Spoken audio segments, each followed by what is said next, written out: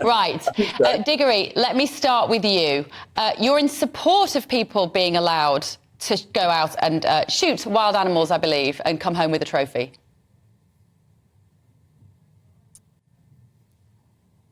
I don't know whether he can. Pretty much every other country.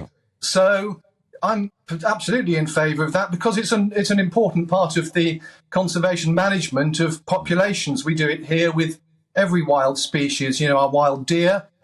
In fact, I'd go out on a limb and say that as hunters, we're probably in favour of more restrictions on the dispatch of our wild deer than the government is. The Scottish government is currently wholesale shooting red deer in Scotland out of season, and I'm entirely against that. So there are probably areas where Eduardo and I might agree. But in terms of whether or not it's more moral to shoot an animal which is going to be shot and then throw the skin in the ditch and throw the horns in the ditch, as opposed to curing those and bringing them home to act as mementos of a hunt or to be made into something, I just don't see the moral argument makes any sense. OK, Eduardo, why does that moral argument not make any sense to you? Do you know what Sir David Attenborough said about trophy hunting? He said, people who get a kick out of killing, it's just something I can't comprehend. It's incomprehensible to me. And I think that's the attitude of the vast majority of people. I've been researching the trophy hunting industry for a couple of years now. And what actually shocks me is the callousness, it's the cruelty, and actually some really quite disturbing attitudes. So people who I've either spoken to or I've read their accounts or watched their videos and so on, they talk, for example, about how trophy hunting, it's like mainlining on heroin. There's a chap who, cut off an elephant's foot after he shot it. He's using it as an umbrella stand. People who talk, I grabbed a few beers in the evening and went out and shot all the monkeys out of the trees.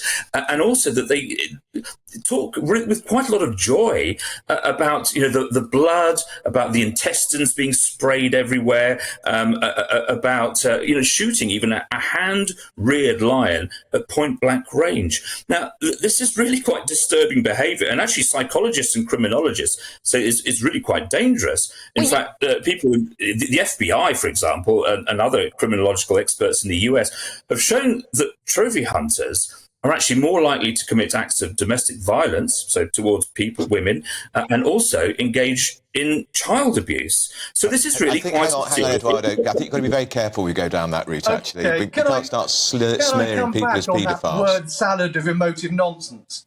Yeah, Diggory. Diggory. Thank you. Well, this is what the FBI say. Now, what we need to do is cut through all this nonsense because Eduardo clearly is basing his opinions here on... Hang on, Eduardo, we've heard from you. I really want to hear what Diggory has to say in response. He's not actually been on a trophy hunt or any sort of hunt, I would imagine. I would be very happy to try and defend the ethos of hunters, which is actually very controlled, but that's a debate for another day. I would think that probably somebody who's as much of a zealot as Eduardo will never be dissuaded by the evidence. But the fact is that the evidence worldwide is that areas where hunting is the conservation tool, the flora and the fauna are much more in control than they are in areas where that's removed. Because what happens, the consequence of that, every action has a consequence. The consequence of removing the hunting concession is that farming encroachment moves in, and when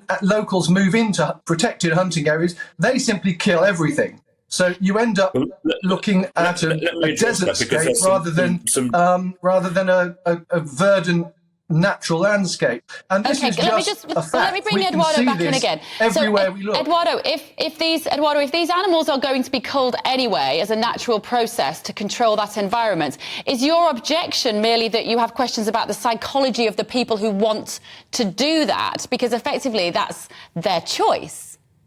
Yeah, so the vast majority of these animals aren't actually animals that are going to be culled. That's the first thing to say. These are animals that people go and hunt because they're in their prime, because they'll look very nice in their living rooms.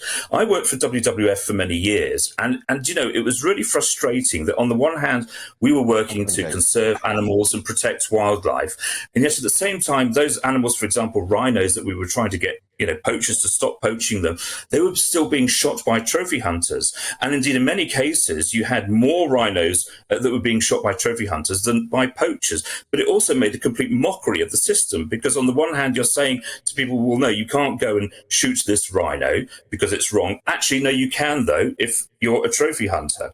All right,